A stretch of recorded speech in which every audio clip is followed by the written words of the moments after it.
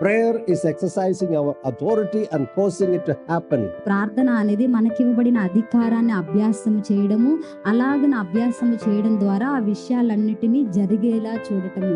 Within the power given to you in Christ Jesus, as Christians, we have tremendous authority.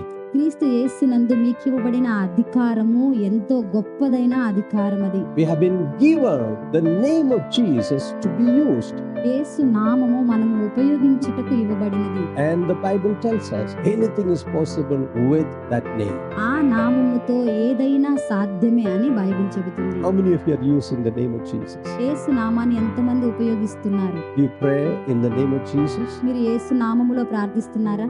Always remember, ఎప్పుడు గుర్తుంచుకోండి, when you pray, మీరు ప్రార్థించినప్పుడు you have to pray to the Father God మీరు in the name of Jesus. మీరు తండ్రి అయిన దేవునికి యేసు నామములో ప్రార్థించాలి.